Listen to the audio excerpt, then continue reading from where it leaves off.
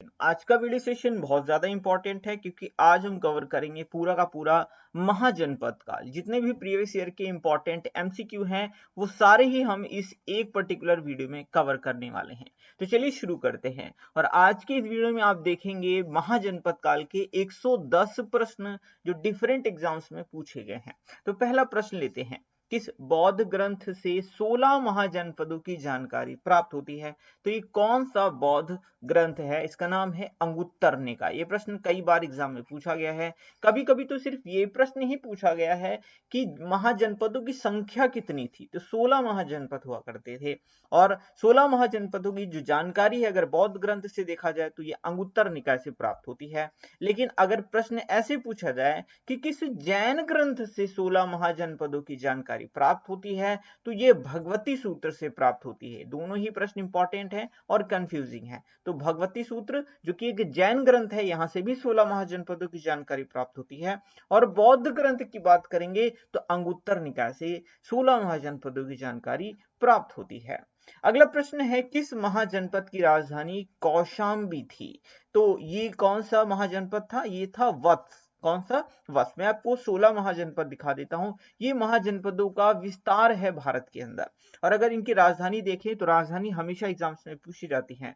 16 महाजनपद थे, इनकी 16 राजधानी हमें देखनी है, मतलब 16 महाजनपदों की। तो अंग की राजधानी थी चंपा, काशी की थी वाराणसी, वत्स की कौशाम्बी थी, वज्जी की थी वैशाली, कौशल की थी श्रावस्ती, मल्ल की राजधानी कुशीनगर, पांचाल की अहिछत्र और कामपिल, यानी उत्तरी पांचाल की अहिछत्र थी, दक्षिणी पांचाल की कामपिल थी, चेदी की थी शक्तिमती, कुरु की थी इंद्रप्रस्थ, मत्स्य की थी विराटनगर, कंबोज की थी हाटक, शूरसेन की मथुरा थी, गांधार की तक्षशिला, अशमक की पोटली या फिर पोतन भी बोलते हैं, मगध की गिरिव्रज, बाद में इसको राजगृह बना दिया गया था, मतलब बाद में राजधानी राजगृह हो गई थी, अवंती की थी उज्जैन और माहिष्मती। तो ये आपको राजधानियां याद रखनी है। और अगर ज्यादा इंपॉर्टेंट की बात करें तो मत्स्य वाली काफी ज्यादा एग्जाम में पूछी जाती है, इंद्रप्रस्थ वाली भी बहुत ज्यादा एग्जाम में पूछी जाती है, इसके अलावा ये अंग वाली भी बहुत ज्यादा एग्जाम में पूछी जाती है। ऐसे आपको सारे ही एक बार पढ़ने जरूरी हैं।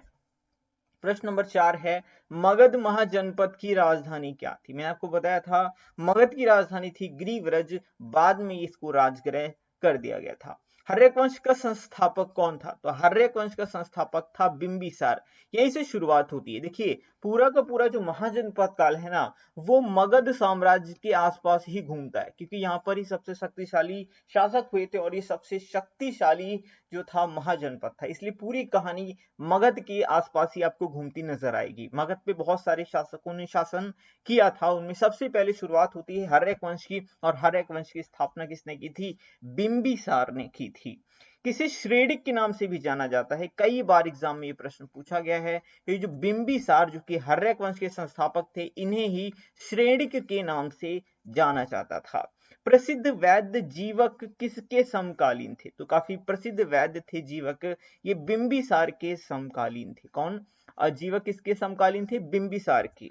बिंबिसार ने अपनी राजधानी किसे बनाया था? तो बिंबिसार की राजधानी किसे थी? राजगृह थी, क्योंकि मगध पे ही शासन कर रहे थे और मगध की राजधानी क्या थी? राजगृह थी। किस शासक ने अपने पिता बिंबिसार की हत्या करके गद्दी हासिल की थी? इसलिए क्या किया था अजातशत्रु ने? अपने पिता की हत्या कर दी थी और गद्दी हासिल कर ली थी। किस शासक ने अपने पिता अजातशत्रु की हत्या कर दी थी? अब कहते हैं ना कर सास बुराई, एक दिन तोरे वागी आई, ये एक कहावत होती है गांवों में, वही हुआ इनके साथ भी। जो अजातशत्रु थे इन्होंने अपने पिता की हत्या कर दी थी, तो इनका बेटा इनको कैसे छोड़ देता? तो हुआ यही, अजातशत्रु का जो बेटा था जिसका नाम था उदयन, उसने भी अपने पिता की हत्या करके ही गद्दी हासिल की थी, याद रखिएगा। इसलिए देखिए अजातशत्रु ने अपने पिता की हत्या की और अजातशत्रु के बेटे उदयन ने अजातशत्रु की हत्या कर दी। अब देख रहे हैं ना पिता की हत्याएं कर रहे हैं ये लोग, तो इसीलिए इसको पितृहंता वंश भी बोलते हैं। क्या बोलते हैं? अगर एग्जाम में पूछा जाए कि पितृहंता वंश किसे बोलते थे तो वो था हर्यक वंश। याद रखिएगा कौन सा वंश था? ये हर्यक वंश था, इसे पितृहंता वंश भी कहा जाता है। किसे कुड़िक के नाम से जाना जाता था, ये अजातशत्रु था इसे कुड़िक के नाम से जाना जाता था। अभी हमने श्रेणिक के नाम से जाना जाता था, वो किसे जाना जाता था, वो बिंबिसार थे, लेकिन कुड़िक के नाम से जाना जाता था अजातशत्रु। ये भी एग्जाम में प्रश्न पूछे गए, जैसे सारे ही प्रीवियस ईयर हैं। किस शासक के शासनकाल में पहली बौद्ध संगीति का आयोजन किया गया था, तो अजातशत्रु के शासनकाल में ही पहली बौद्ध संगीति का आयोजन किया गया था। कहां किया गया था पहली बौद्ध संगीति का आयोजन, तो वो किया गया था राजगृह में, याद रखिएगा, बड़ा इंपॉर्टेंट प्रश्न है। अगला प्रश्न है, किस शासक ने सबसे पहले दो नए हथियार रथ मूसल, राथ नहीं है, रथ मूसल और महाशिला कंटक का प्रयोग किया था। तो किसने इन दोनों हथियारों का प्रयोग किया था, अजातशत्रु ने किया था। अपने पड़ोसी राज्य पर इसने आक्रमण किया था और उसी वक्त इसने इन दो हथियारों का प्रयोग किया था। अगला प्रश्न है, किसने गंगा और सोन नदियों के संगम पर पाटलिपुत्र नगर की स्थापना की थी। जो पाटलिपुत्र नगर आज इसको पटना बोलते हैं, इसकी स्थापना किसने की थी, उदयन ने की थी। किसने की थी, उदयन ने की थी। उदयन अजातशत्रु का बेटा था, तो उदयन ने ही पटना की या पाटलिपुत्र नगर की स्थापना की थी, याद रखिएगा, बड़ा इंपॉर्टेंट है। किसने सबसे पहले पाटलिपुत्र नगर को अपनी राजधानी बनाया था, स्थापना ही उदयन ने की थी, तो इसी ने सबसे पहले पाटलिपुत्र को अपनी राजधानी भी बनाया था। हर्यक वंश का अंतिम शासक कौन था, तो हर्यक वंश का अंतिम शासक नागदशक था। जी हाँ, नागदशक ने उदयन को नहीं मारा था, उदयन ने अपना जो साम्राज्य था वो खुशी खुशी अपने बेटे को दे दिया था इसलिए जो उदयन था वो नहीं मारा गया था। उसको पता था कि नहीं क्रम चल रहा है, ऐसा ना हो उसका बेटा उसे भी मार दे, तो उसने आगे आने वाली पीढ़ी को अपना साम्राज्य ऐसे ही ट्रांसफर कर दिया था। याद रखिएगा, हर्यक वंश का अंतिम शासक जो था वो नागदशक था।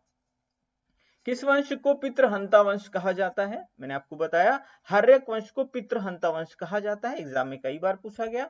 अगला प्रश्न है, किसने हर्यक वंश के अंतिम शासक नागदशक को मारकर शिशुनाग वंश की स्थापना की थी। ये आपको सीक्वेंस याद रखना होगा, क्योंकि एग्जाम में सीक्वेंस पूछा जाता है। सीक्वेंस में आपको बता दूं, इसको आप ऐसे याद रखिए, हसीन माशूक, क्या याद रखेंगे, हसीन माशूक 7, ठीक है, इसको आप ऐसे याद रखेंगे तो आपको हमेशा याद रहेगा। हां से हर्यक वंश, फिर आप देखेंगे यहाँ पे शिशुनाग वंश, फिर आएगा आपका नंद वंश, फिर आएगा मौर्य वंश, फिर शुंग वंश है, फिर कण्व वंश आएगा और फिर सातवाहन वंश आएगा। ये आप सीक्वेंस याद रखिएगा, ये इंपॉर्टेंट है, एग्जाम में पूछा जाता है। किसके शासनकाल में दूसरी बौद्ध संगीति का आयोजन किया गया था। अगर आपने मेरा जैन धर्म बौद्ध धर्म वाला वीडियो देखा होगा तो डेफिनेटली आप बता पाएंगे, क्योंकि इसमें मैंने आपको ट्रिक बताई थी, एके, ठीक है। तो पहली वाली अजातशत्रु के शासनकाल में हुई थी बौद्ध संगीति, दूसरी वाली बौद्ध संगीति कालाशोक, ठीक है, कालाशोक के शासनकाल में हुई थी, ऑप्शन नंबर सी यहाँ पे करेक्ट होगा। तीसरी वाली अशोक के शासनकाल में हुई थी और चौथी वाली कनिष्क के शासनकाल में हुई थी। तो इस तरह से एके करके, यानी अक्षय कुमार को याद रखिएगा, पहली अजातशत्रु है, फिर कालाशोक है, फिर अशोक है, फिर कनिष्क है, याद रखिएगा, हमेशा एग्जाम में प्रश्न पूछा जाता है। और कालाशोक की बात करें तो एक काफी प्रतापी शासक था, किस वंश का, तो ये शिशुनाग वंश का काफी प्रतापी शासक हुआ करता था। शिशुनाग वंश का अंतिम शासक कौन था, तो नंदी वर्मन जो था ये शिशुनाग वंश का अंतिम शासक था। किसने नंद वंश की स्थापना की थी, तो महापदम नंद ने नंद वंश की स्थापना की थी, याद रखिएगा। और कई सारे अभिलेखों से मतलब जो साहित्यिक स्रोत थे उनसे पता चलता है कि ये प्रथम शूद्र शासक था और इसने कई सारे क्षत्रियों का विनाश किया था, इसीलिए इसे सर्वक्ष त्रांतक की उपाधि दी गई थी। तो याद रखिएगा, किसने सर्वक्ष त्रांतक की उपाधि धारण की थी, तो ये महापदम नंद था, इसने कई सारे क्षत्रियों का वध किया था। कलिंग पर विजय के पश्चात किसने एक राट की उपाधि धारण की थी, तो कलिंग पर भी इसने विजय हासिल की थी और उसके बाद एक राट की उपाधि भी धारण कर ली थी। तो ये था महापदम नंद, यानी कलिंग पर विजय के बाद ही इसने एक राट की उपाधि धारण की थी। किसके शासन के दौरान मैसिडोनिया के शासक सिकंदर ने भारत पर आक्रमण किया था, तो जब सिकंदर ने भारत पर आक्रमण किया था उस वक्त शासन कौन कर रहा था, तो धनानंद उस वक्त शासन कर रहा था, यानी महापदम नंद का काम खत्म हो चुका था। कहीं कहीं पर आपको घनानंद भी लिखा हुआ मिल जाएगा, तो बिल्कुल कंफ्यूज ना होइएगा, वो एक ही है, कहीं कहीं पे धनानंद है, कहीं कहीं पे घनानंद लिखा हुआ मिलता है। नंद वंश का अंतिम शासक कौन था, तो धनानंद ही नंद वंश वंश का अंतिम शासक था। काफी क्रूर और काफी अभिमानी शासक बोलते थे इसको। मौर्य वंश का संस्थापक कौन था? चंद्रगुप्त मौर्य जो थे ये मतलब संस्थापक थे मौर्य वंश के। याद रखिएगा, मौर्य वंश के संस्थापक कौन थे? चंद्रगुप्त मौर्य थे। ठीक है, आगे बढ़े। प्रश्न नंबर 26 है, यूनानी लेखक जस्टिन द्वारा किसे सैंड्रोकोटस कहा गया था? तो ये कौन से शासक थे जिन्हें सैंड्रोकोटस कहा गया था? इनका नाम है चंद्रगुप्त मौर्य। याद रखिएगा, बड़ा इंपॉर्टेंट प्रश्न एग्जाम में पूछा गया और थोड़ा डिफिकल्ट भी है ये प्रश्न।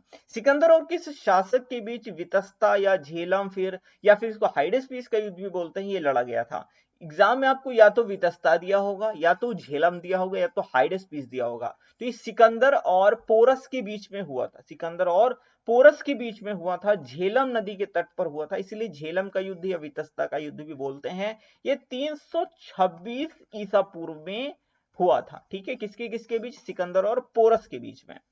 चाणक्य को अन्य किस नाम से जाना जाता है? तो चाणक्य को कौटिल्य और विष्णुगुप्त के नाम से जाना जाता है। चाणक्य के अर्थशास्त्र में किस पहलू पर प्रकाश डाला गया है? देखिए, लिखा तो अर्थशास्त्र है, तो कुछ लोग इसको कहेंगे सर आर्थिक जीवन से रिलेटेड है। बिल्कुल नहीं, ये राजनीतिक जीवन पर प्रकाश डालता है। याद रखिएगा, अर्थशास्त्र जो है वो राजनीति पर लिखी गई किताब है। अर्थ से अर्थ आर्थिक जीवन इकोनॉमिक्स की तरफ मत जाइएगा। अगला प्रश्न है, चंद्रगुप्त मौर्य ने किसकी पुत्री कार्नेलिया, इसे हेलेना भी बोलते थे, इससे विवाह कर लिया था? तो चंद्रगुप्त मौर्य ने सेल्यूकस निकेटर की पुत्री कार्नेलिया से विवाह किया था। ये कौन थे सेल्यूकस निकेटर? तो ये सेनापति थे सिकंदर के, और इनको जब हराया तो इनकी बेटी से शादी की थी। याद रखिएगा, ठीक है। सो चंद्रगुप्त मौर्य ने शादी की थी।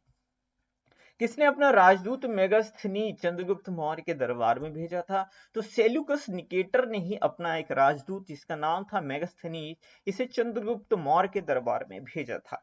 किसने इंडिका नामक किताब लिखी थी? कई बार प्रश्न पूछा गया है। तो मेगास्थनीज ने इंडिका नामक किताब लिखी थी। किस मौर्य शासक ने 298 ईसा पूर्व में सलेखना विधि से अपने प्राण त्याग दिए थे? तो ये चंद्रगुप्त मौर्य ने ही अपने प्राण त्याग दिए थे। देखिए, सलेखना विधि क्या होता है? जैन धर्म में ये विधि बताई गई है, क्योंकि चंद्रगुप्त मौर्य जैन धर्म के अनुयायी थे। सलेखना विधि ये होती है कि इसमें निर्जला व्रत होता है, मतलब ना कुछ भी खाने पीने की चीज नहीं लेनी है, और ये बहुत कठोर तपस्या होती है, और ये तब तक की जाती है जब तक शरीर से प्राण ना निकल जाए भूखे प्यासे। तो यही विधि है सलेखना विधि, और चंद्रगुप्त मौर्य ने स्वेच्छा से सलेखना विधि के जरिए ही अपने प्राण त्याग दिए थे। और ये कहां पर प्राण त्यागे थे? कभी कभी ये भी प्रश्न पूछा जाता है। तो ये कर्नाटक के श्रवण बेलगोला में। कहा? कर्नाटक के श्रवण बेलगोला में ये प्राण त्यागे थे। ठीक है, याद रखिएगा, इंपॉर्टेंट है। अगला प्रश्न है, चंद्रगुप्त मौर्य के धार्मिक गुरु कौन थे? यानी किससे इन्होंने शिक्षा दीक्षा ग्रहण की थी? तो धार्मिक दीक्षा ग्रहण की थी भद्रबाहु से। याद रखिएगा, एग्जाम में कई बार पूछा गया है। किसे अमित्र घात के नाम से भी जाना जाता था? तो बिंदुसार को अमित्र घात के नाम से भी जाना जाता था। चंद्रगुप्त मौर्य के पुत्र बिंदुसार को अमित्र घाती, कहीं कहीं पे आपको अमित्रोचेट्स लिखा हुआ मिलेगा। क्या? अमित्रोचेट्स बोला गया था, याद रखिएगा। यूनानी ग्रंथों में अमित्रोचेट्स या अमित्र घात बोला गया। अगला प्रश्न है कि इस शासक को जैन ग्रंथों में सिंहसेन कहा गया था? तो जैन ग्रंथों में बिंदुसार को सिंहसेन कहा गया था।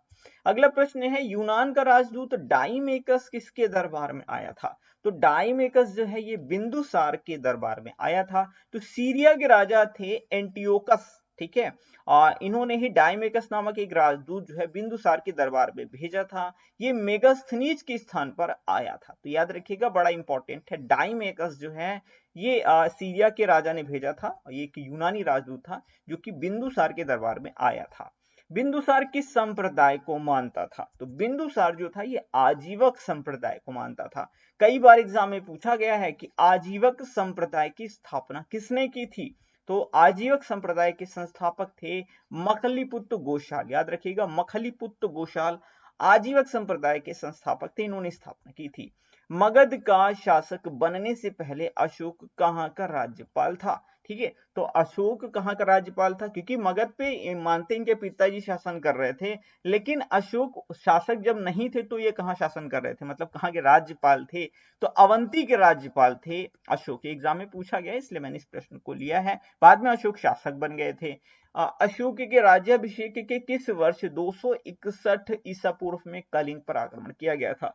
अशोक जब शासक बने थे, दरअसल अशोक 269 ईसा पूर्व में शासक बने थे, और 261 यानी आप देखेंगे शासन के 8वें वर्ष इन्होंने कलिंग पर आक्रमण किया था। ये प्रश्न ऐसे ही पूछा गया कि शासक बनने के किस वर्ष, तो शासक बनने के 8वें वर्ष कलिंग पर इन्होंने 261 ईसा पूर्व में आक्रमण किया था और उसे जीता था। अशोक की माता का नाम क्या था, तो सुभद्रांगी अशोक की माता का नाम था। अशोक के धर्मगुरु कौन थे, मोगलीपुत्र तिस्य, या इन्हें उपगुप्त के नाम से भी जाना जाता था, ये अशोक के धर्म गुरु थे। और आपको पता है अशोक कौन से धर्म को मानते थे, बौद्ध धर्म को। अशोक ने बौद्ध धर्म के प्रचार के लिए अपने बेटे महेंद्र और संघमित्रा को कहां भेजा था, तो श्रीलंका भेजा था। ये भी प्रश्न एग्जाम में बहुत बहुत बार पूछा गया है। सबसे पहले किस शासक ने अपने संदेशों को शिलालेखों के माध्यम से जनता तक पहुंचाया था, तो ये अशोक थे। इन्होंने ही अपने संदेशों को शिलालेखों पर लिखवाना शुरू किया था। अशोक के द्वारा लिखाए गए अभिलेख किस लिपि में थे, तो देखिए ब्राह्मी, खरोष्टी, अरमाइक, ग्रीक सभी लिपियों में प्राप्त किए गए हैं। देखिए अगर पूछा जाए कि भारत में अशोक के अभिलेख किस लिपि में प्राप्त हुए हैं, तो आप बताएंगे ब्राह्मी लिपि में। पाकिस्तान में जो अभी वर्तमान की स्थिति के हिसाब से देखा जाए, जो अशोक के अभिलेख प्राप्त हुए हैं वो खरोष्ठी लिपि में प्राप्त हुए हैं। और अगर आप अफगानिस्तान साइड में चले जाएंगे तो अरमाइक लिपि और ग्रीक लिपि में वहां अभिलेख प्राप्त हुए हैं। भारत में मोस्टली पूछा जाता है तो बताइएगा ब्राह्मी लिपि में। मतलब ये सारी ही लिपियों में अशोक के अभिलेख प्राप्त हुए हैं। अगला प्रश्न है, अशोक के द्वारा लिखवाए गए अभिलेख किस भाषा में थे, तो ये प्राकृत भाषा में थे। किस भाषा में, प्राकृत। सबसे पहले किसने 1837 ईस्वी में अशोक के शिलालेखों को पढ़ने में सफलता प्राप्त की थी। बहुत बार ये प्रश्न पूछा गया है। इनका नाम है जेम्स प्रिंसिप। इन्होंने 1837 में पहली बार अशोक के शिलालेखों को पढ़ने में सफलता हासिल की थी। किस शासक को देवनाम प्रियदर्शी के नाम से भी जाना जाता था, तो अशोक को ही देवनाम प्रियदर्शी या देवानाम प्रिय, देवनाम प्रिय भी बोलते हैं, ठीक है, देवनाम प्रिय, तो ये अशोक को ही जाना जाता था। कलिंग युद्ध की चर्चा अशोक के किस शिलालेख से मिलती, 14 शिलालेख थे, लेकिन 14 में जो सबसे ज्यादा एग्जाम में पूछा जाता है वो है 13वां शिलालेख। कौन सा, 13वां शिलालेख, क्योंकि इसमें अशोक की कलिंग युद्ध की चर्चा का वर्णन किया गया है। तो 13वां शिलालेख हमेशा एग्जाम में पूछा जाता है। 51 नंबर प्रश्न है, भारत का राष्ट्रीय चिन्ह अशोक चक्र कहां से लिया गया है, तो ये सारनाथ के अशोक स्तंभ से लिया गया है। सम्राट अशोक ने सबसे बड़ा स्तूप सांची का स्तूप का निर्माण कहां करवाया था, तो ये मध्य प्रदेश में करवाया था। याद रखिएगा सबसे बड़ा स्तूप है सांची का स्तूप और इसका निर्माण अशोक ने कहां करवाया था, तो ये मध्य प्रदेश में करवाया था। बिंदुसार ने विद्रोहियों को कुचलने के लिए अशोक को कहां भेजा था। देखिए उस वक्त तक्षशिला में काफी भयंकर विद्रोह हो गया था, तो बिंदुसार ने क्या किया था, अपने जो बड़े बेटे इनका इसको भेजा था कि जाओ भाई इस विद्रोह को कुचल दो, लेकिन विद्रोह को कुचलने में नाकामयाब रहे थे। उसके बाद बिंदुसार ने अपने छोटे बेटे अशोक को कहा कि जाओ भाई इस विद्रोह को कुचल दो। अशोक ने तो इतने खतरनाक तरीके से कुचला था, इतना बेदर्दी से, इतना बेरहमी से लोगों को मार पीट के बराबर कर दिया था कि लोगों की रूह कांप गई थी, ठीक है, इसलिए विद्रोह को कुचल दिया था। आसपास की जो राज्य थी वो भी थर्रा गए थे अशोक की इतनी क्रूरता को देख करके। याद रखिएगा इंपॉर्टेंट है। अगला प्रश्न है, मौर्य काल में शिक्षा का सर्वाधिक प्रसिद्ध केंद्र कौन सा था, तक्षशिला था। कौन सा था, तक्षशिला था। 261 ईसा पूर्व में कलिंग पर विजय के बाद अशोक ने किस धर्म को अपनाया था, तो बौद्ध धर्म को अपनाया था। देखिए इन्होंने कई सारे, जैसे मैंने आपको बताया तक्षशिला का विद्रोह इन्होंने काफी ज्यादा निर्दयता से दबाया था। इसके बाद इन्होंने कलिंग पर जो आक्रमण किया था, बहुत भीषण युद्ध हुआ था, बहुत सारे लोग मारे गए थे। उसके बाद अशोक का हृदय परिवर्तन हो गया और अशोक ने बौद्ध धर्म को स्वीकार कर लिया, यानी हिंसा से इन्होंने मुक्ति ले ली थी। अब मुक्ति लेने का मतलब ये नहीं था कि अशोक शासक हैं तो पड़ोसी राज्य समझें कि भाई साहब अब तो ये बौद्ध धर्म ग्रहण कर ले हैं, अब तो ये किसी को मारेंगे ही नहीं, तो उनके ऊपर आके आक्रमण कर दें, ऐसा नहीं था। इन्होंने हथियार डाले थे, चलाना नहीं भूले थे। इन्होंने कह भी दिया था, ऐसा मत सोचना कि मैंने हथियार डाल दिए हैं तो कोई भी आकर के कुछ कर लेगा, ठीक है। तो आप समझ सकते हैं, काजल मैंने हथियार छोड़े हैं, चलाना नहीं भूला। सनी देओल है। अगला प्रश्न है, अशोक के किस शिलालेख में पशु बलि की निंदा की गई थी? तो पहले शिलालेख में पशु बलि की निंदा की गई थी। अगला प्रश्न है, चाणक्य ने अर्थशास्त्र में परंपरागत रूप से कितने वर्णों का उल्लेख किया है? तो चाणक्य ने 4 वर्णों का उल्लेख किया था। ब्राह्मण, कौन कौन सा था? ब्राह्मण था, क्षत्रिय था, वैश्य था और शूद्र था। अगला प्रश्न है, कौन मौर्य वंश का शासक नहीं था? अब आप देख करके कहेंगे ये तो क्या हो गया, इसमें तो सारे ऑप्शन एक जैसे ही लग रहे हैं। इसके सही ऑप्शन होगा option number B, Chandragupta. Chandragupta द्वितीय। आप कहोगे सर मौर्य वंश है, चंद्रगुप्त भी है, फिर ये है कैसे नहीं? दरअसल ये जो है ना, ये गुप्त वंश के शासक थे। किस वंश के? गुप्त वंश के शासक थे। अभी हम आगे पढ़ेंगे इसी वीडियो में। मेगास्थनीज ने भारतीय समाज को कितनी श्रेणियों में बांटा? तो मेगास्थनीज ने 7 श्रेणियों में बांटा था, ठीक है। कितनी श्रेणियों में? देखिए, अगर चाणक्य की बात करें तो उन्होंने 4 वर्गों में बांटा था, लेकिन मेगास्थनीज की बात करें तो इन्होंने 7 श्रेणियों में भारतीय समाज को बांटा था। अगला प्रश्न है, शासक और उपनाम को हमें मैच करवाना है। देख लेते हैं। अशोक को देवानाम प्रिय के नाम से जाना जाता था। चंद्रगुप्त को सैंड्रोकोट्स कहते थे। बिंदुसार को अमित्रघात, अमित्रोचेट्स भी बोलते थे, है ना, सिंहसेन भी बोलते थे। चाणक्य को विष्णुगुप्त कहते थे, कौटिल्य कहते थे। तो ये जितने उपनाम है ना, याद रखा करिए, एग्जाम में पूछे जाते हैं।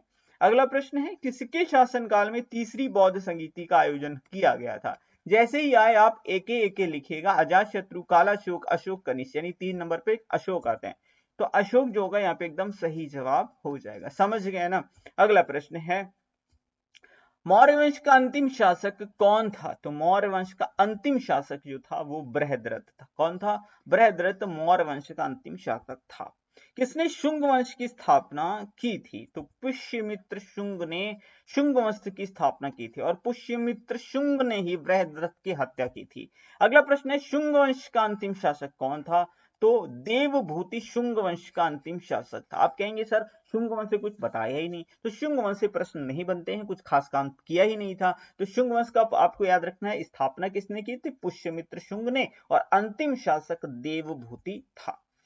महान व्याकरण पतंजलि किसके समकालीन थे? तो पतंजलि पुष्यमित्र शुंग के ही समकालीन हुआ करते थे।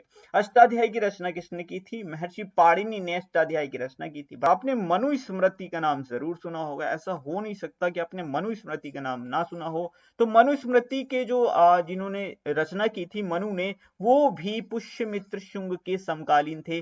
पतंजलि, ठीक है, पतंजलि भी इन्हीं के समकालीन थे। ये सारी चीजें आप याद रखिएगा, बड़ा इंपॉर्टेंट है।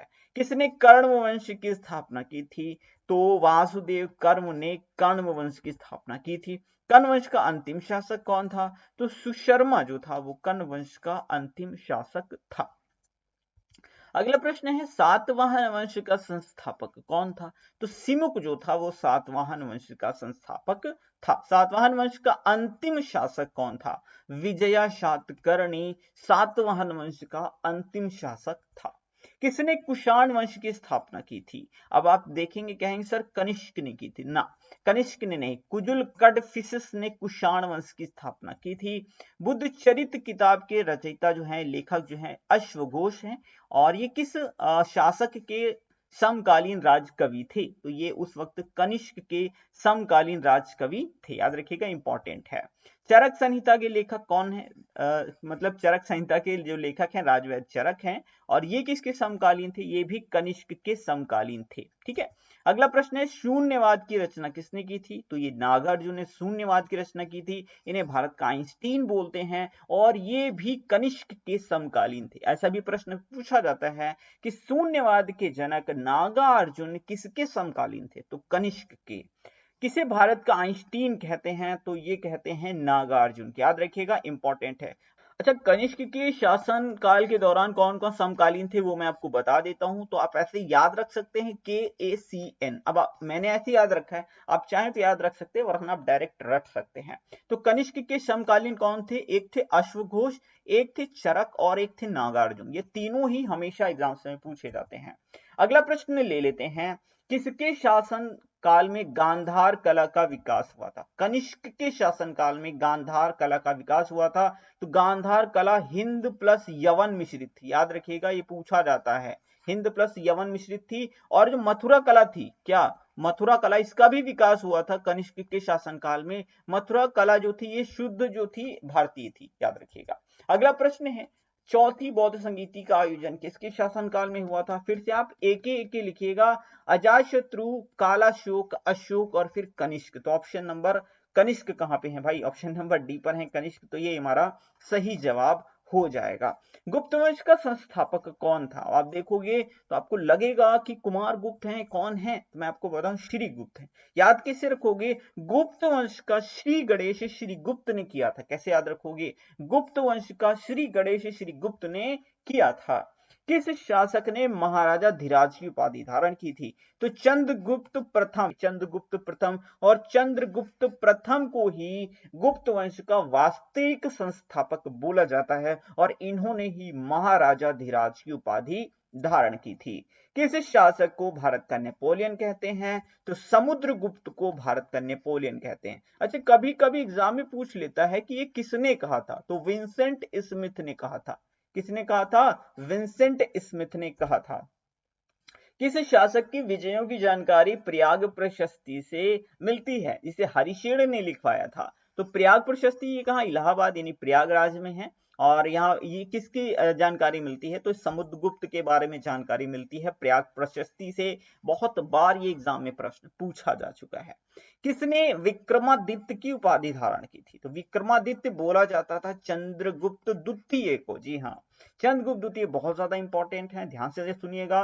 जैसे आपने अकबर के दरबार में नौरत्न सुने थे ना, वैसे ही एक प्रश्न पूछा जाता है कि किसके दरबार में नौरत्न हुआ करते थे? तो आपको ऑप्शन में चंद्रगुप्त द्वितीय दिया हुआ ना, तो टिक मार दीजिएगा। ऐसे पूछा जाता है परम भागवत की उपाधि किसने धारण की थी? ऑब्वियस सी बात है, चंद्रगुप्त द्वितीय के बारे में हम बात कर रहे हैं, इन्होंने ही परम भागवत की उपाधि धारण की थी। पहला चीनी यात्री फाहियान, ये किसके शासनकाल में भारत आया था? चंद्रगुप्त द्वितीय के शासनकाल में पहला चीनी यात्री फाहियान ये भारत आया था। अब कुछ लोग कहेंगे सर हेनसोंग कब आया था? तो वो हर्षवर्धन के शासनकाल में आया था। आगे चर्चा करेंगे। मुझे पता है आप लोगों के मन में क्या आता है। भारत का शेक्सपियर कहे जाने वाले कवि कालिदास किसके समकालीन थे? तो कवि कालिदास चंद्रगुप्त द्वितीय के शासन के दौरान थे, यानी उन्हीं के समकालीन थे। चिकित्सा का देवता कहे जाने वाले धन्वंतरी ये किसके समकालीन थे? ये भी चंद्रगुप्त द्वितीय के समकालीन थे। इसीलिए मैंने बोला कि चंद्रगुप्त द्वितीय काफी ज्यादा इंपॉर्टेंट है। आर्यभट्टियम सूर्य सिद्धांतिका की रचना करने वाले महान गणितज्ञ आर्यभट्ट ये किसके समकालीन थे? चंद्रगुप्त द्वितीय के समकालीन थे। पंचतंत्र के रचयिता विष्णु शर्मा किसके समकालीन थे? चंद्रगुप्त द्वितीय के समकालीन थे। मुद्रा राक्षस देवी चंद्रगुप्तम किताब के लेखक विशाखा दत्त किसके समकालीन थे? चंद्रगुप्त द्वितीय के समकालीन थे। ये सारे इंपॉर्टेंट है। हितोपदेश के रचयिता नारायण पंडित ये किसके समकालीन थे? चंद्रगुप्त द्वितीय। कभी कभी तो डायरेक्ट यही पूछा जाता है कि हितोपदेश के रचयिता कौन है? सीधा बताइए, नारायण पंडित है। पंच सिद्धांतिका के लेखक हैं वराह मिहिर। अब देखिए दो प्रश्न कवर हो रहे हैं। अगर पूछा जाए पंच सिद्धांतिका के लेखक कौन है, सीधा बताइए वराह मिहिर है। और ये किसके समकालीन थे? तो ये भी चंद्रगुप्त द्वितीय के समकालीन थे।